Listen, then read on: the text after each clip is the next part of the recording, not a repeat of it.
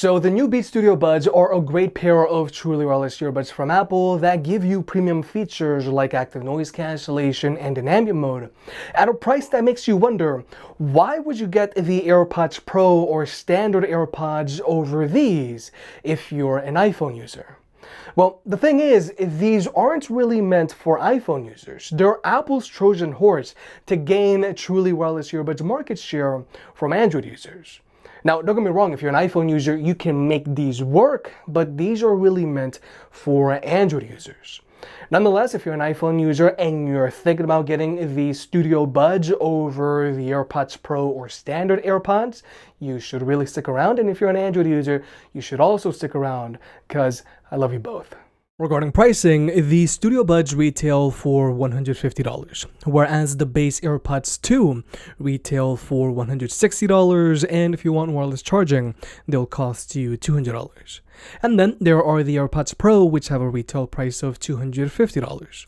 Now, like I said, if you're an iPhone user, you can make the Studio Buds work, but they are better suited for Android users. Nonetheless, if you want to pick any of these earbuds up, they'll be linked down below. Now, first let's talk about this case. The Studio Buds have a decently sized case that's perfectly fine for everyday carry. It's not super noticeable when you've got it in your pocket. Its body is slightly powdered plastic. The lid has a very satisfying snap to it, and this case has some very strong magnets in it, which makes putting your earbuds away super easy. In a lot of ways, this case is very similar to the AirPods Pro's case and AirPods case. However, this case is noticeably larger than the AirPods Pro's case. It has a slightly larger footprint and it's slightly thicker as well. Now, like I said, this case isn't super noticeable when it's in your pocket, but both the AirPods and AirPods Pro's case are just less noticeable. But for funsies, at least this case isn't colossal like the Powerbeats Pro's case. Regarding battery life, the Beats Studio Buds have an advertised combined battery life of 24 hours with their Active Noise Cancellation turned off. The earbuds themselves can go for 8 straight hours and the case can supply 2 additional charges.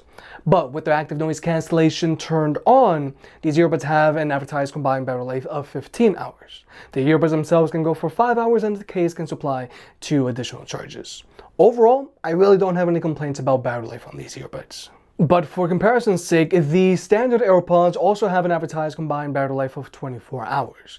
The earbuds themselves can go for 5 straight hours and the case can supply around 4 additional charges. And then there are the AirPods Pro, which also have a combined advertised battery life of 24 hours, and that's with the Active Noise Cancellation turned on. But if you were to use them with the Active Noise Cancellation turned off, then you can stretch out their battery life even more. So even though the Beats Studio Buds have decent battery life, if you decide to go with the AirPods Pro, you are going to get a longer battery life in a smaller package, which is just more convenient. And if you're an Android user, the battery life on the Beats Studio Buds is on par with the battery life found on the Galaxy Buds Pro, except in a larger package. However, just keep in mind, as with any other pair of earbuds, as you use these earbuds and their batteries degrade over constant charging cycles, your battery life will start to decrease over time. Personally, I found that earbuds are good for a solid 2 years before your battery life just falls off a cliff. Now, when it comes to actually charging this case, it charges via a USB-C port, which is the most telling sign that these are meant for Android users. Because if you're an Android user, you can charge your earbuds and phone with the same cable, which is just more convenient. Whereas if you're an iPhone user, you're going to have to use 2 separate cables to charge your phone and your earbuds. Whereas if you just went with AirPods, you can use the same cable. But it's also very important to point out that these earbuds don't have wireless charging, whereas the AirPods Pro do, and so do the standard AirPods if you pony up the extra cash. Now, personally, I don't really care about wireless charging on my earbuds, but I do think it's important to point out, either for someone who has a phone that supports power sharing, or if you've already invested in multiple wireless charging mats.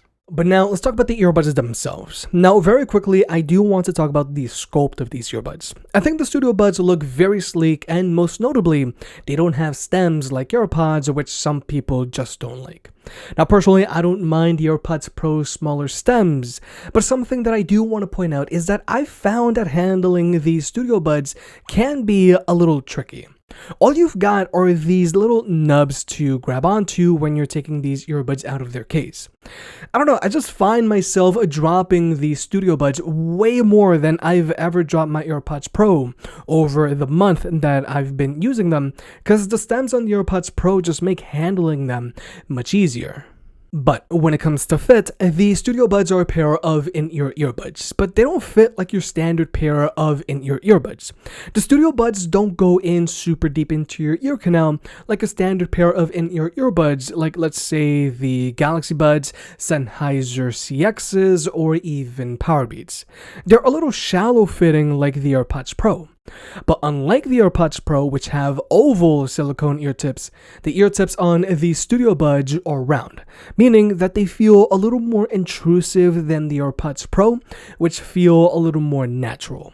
Now, overall, the Studio Buds fit fine for a pair of in-ear earbuds, and they passively block out a decent amount of noise. But I will admit that these earbuds do like to wiggle out from time to time. So, just like with the AirPods Pro, you will find yourself readjusting these earbuds on a regular basis. But again, for the funsies, if you're looking for a pair of earbuds to work out with, then the Powerbeats are one of the best options out there, because first off, they go in much deeper into your ear canal than the Studio Buds, but they obviously have those ear hooks which just keep these earbuds in place much better. But now let's talk about connectivity, because there's a lot of nuance here. Each earbud establishes a connection with your phone. So if you just want to use one earbud at a time, you can use either one, it doesn't matter. And this is the same connection setup that you'll find on AirPods and the Powerbeats Pro. And this is the connection setup that we expect to see from our earbuds nowadays. However, these earbuds aren't using Apple's H1 chip like the ones that found in the AirPods Gen 2, AirPods Pro, or Powerbeats Pro. And the lack of the H1 chip means that you won't be able to as easily hot swap between all of your Apple devices associated to your iCloud account like you can with AirPods, AirPods Pro, and Powerbeats Pro. And if you're an iPhone user with multiple Apple devices, this can be a drawback, because with all of these other earbuds, you can easily switch between your iPhone to your Mac and to your iPad and so on. Or your AirPods will just automatically connect to whatever device you're currently using. Whereas with the Studio Buds, they can only be connected to one device at a time. However, switching devices with the Studio Buds isn't too bad. You just gotta go into your device's Bluetooth menu and reestablish a connection, and the Studio Buds will just connect. You don't gotta disconnect the Studio Buds from your first device, and you don't gotta put the Studio Buds into pairing mode every single time you wanna go from one device to another. However, something that really surprised me about the Studio Buds is that even though they aren't using Apple's H1 chip, you can still activate Siri with just your voice by saying, "Hey Siri." But unfortunately, if you're an Android user, you can't activate your Google Assistant by saying, "Hey Google." But when it comes to performance, these earbuds have zero latency across the board when watching movies or videos on your phone, whether you're using an iPhone or an Android device. And when it comes to audio codecs, the Studio Buds have your standard Apple stack of SBC and AAC. But now let's talk about actually listening to music with these earbuds. Now, right off the bat, I'm going to have to say that these earbuds sound way better than the AirPods Pro. Specifically, they actually have good sounding bass to them that both hits and resonates a good amount. Whereas with the AirPods Pro, their bass is almost non-existent. Like I've said in the past, I only use my AirPods Pro to either listen to podcasts with or for watching videos. But the Studio Buds are a whole other story. Now, instrument separation and soundstage is very similar on both the AirPods Pro and Studio Buds. And just like on the AirPods Pro, the mids on the Studio Buds are a little elevated so that vocals are very prominent. But like I mentioned earlier, the Studio Buds actually have a bass to them that hits a good amount and also resonates. Overall, these Studio Buds sound good, but more importantly, they're a lot more fun to listen to than the AirPods Pro. However, I'm just putting it out there, if sound is your main priority, then you might want to check out the Sennheiser CXs. They sound way more open than the Studio Buds, and their bass is on a whole other level. It hits harder and it resonates deeper. Now, when it comes to controlling your media on the Studio Buds, you've got physical buttons. You can play or pause your music, and you can skip a track. But unfortunately, you can't adjust the volume directly from the earbuds themselves. If you're an iPhone user, you can ask Siri to do it, or if you're an Android user, you're gonna have to whip out your phone. Now, the media controls on the Studio Buds are fine, and I would say that I would prefer their buttons over the stems on the AirPods Pro that you gotta pinch. But like I've said in the past, I just wish more earbuds had haptic touchpads like the ones found on the standard AirPods. They're just super easy to use, and they're also super accurate. However, I do gotta point out that the Studio Buds don't have proximity sensors like AirPods or AirPods Pro and a lot of other earbuds in this price segment. Meaning that if you were to take either of these earbuds out of your ears, they aren't going to automatically pause your media. And personally, I do feel that this is a noticeable inconvenience. And it just feels very natural that when you take either of your earbuds out, your media just stops. But now let's talk about the active noise cancellation on these earbuds. Now, in general, it's rare for earbuds in this price range to have active noise cancellation at all. Now, the active noise cancellation on these earbuds mostly focuses on constant low frequency sounds like road noise or the constant hum of an air conditioner. These earbuds aren't going to block out as much noise as a proper pair of over-ear ANC headphones, and they don't block out as much noise as the AirPods Pro. But just like the AirPods Pro, these earbuds have an ambient mode, and the ambient mode on these Studio Buds is really good. It sounds very natural with zero hissing in the background. But again, when compared to the AirPods Pro, the ambient mode on the AirPods Pro just sounds more natural. Specifically, it's a little louder, a little closer to real life. The ambient mode on the AirPods Pro also does a better job of blocking out wind noise when walking outdoors. And the ambient mode on the AirPods Pro is the active kind, meaning that it'll actively block out sudden spikes in loud noise, like when a siren rolls by, saving your ears from just getting blasted. Whereas with the Studio Buds, they just let in everything. But finally, here's the microphone test for the Beats Studio Buds. And overall, this microphone sounds pretty good when in a quiet room. There's a lot of amplification going on my voice.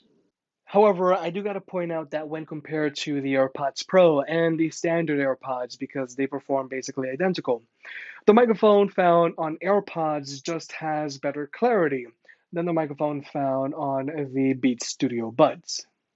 Now, when it comes to blocking out constant low frequency sounds like road noise, even though the AirPods Pro do let in a noticeable amount of road noise, they do a really good job of lifting my voice, making my voice the main focus here. Because for comparison's sake, if we were to switch over to my lapel microphone, you're gonna clearly hear all of this road noise. But if we were to switch back over to the AirPods Pro, it is reduced. Now, the Studio Buds also do a really good job of lifting my voice, but since this microphone does let in a lot more road noise than the AirPods Pro, it can be a little harder to understand me. And when it comes to blocking out chatter, it's the same thing. The Studio Buds do a good job of lifting my voice, but they do let in noticeably more noise than the AirPods. Whereas AirPods just do a better job of blocking out noise pollution. Overall, you can definitely take phone calls with the Beats Studio Buds, but you would rather take phone calls with them in a quieter area. Whereas with AirPods, you are going to get better clarity and they do a better job of blocking out noise pollution. But with all that being said, the Beats Studio Buds are a great pair of everyday carry truly wireless earbuds. They're a lot more fun to listen to than the AirPods Pro. They have active noise cancellation, they have an ambient mode, they have a decently sized case, and they have a solid battery life. Now, even though these Studio Buds have almost all the same features as the AirPods Pro, the main ones really, if you decide to go with the AirPods Pro, you are getting better active noise cancellation, a better ambient mode, a better battery life in a smaller case, and for my Apple Power users, you are going to get that H1 chip, which allows you to more easily swap between your Apple devices. But like I mentioned at the top of this video, the Beats Studio Buds are really a Trojan horse to capture Android users.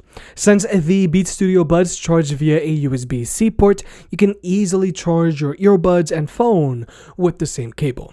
And since you do have the Beats app on Android, you can do everything you would with an iPhone. You can configure what tapping and holding does on these earbuds. You can toggle between your active noise cancellation settings. And more importantly, you'll continue to get firmware updates even if you're an Android user. So overall, the Studio Buds are great, but really, these are a no-brainer for Android users. If you made it this far, I guess you enjoyed the video, so hit that like button and get subscribed. It helps out more than you realize. If you want to pick any of the products up mentioned in this video, those will be linked in the description down below, and you can also support the channel by checking out the merch store. But other than that, I'll catch you next time.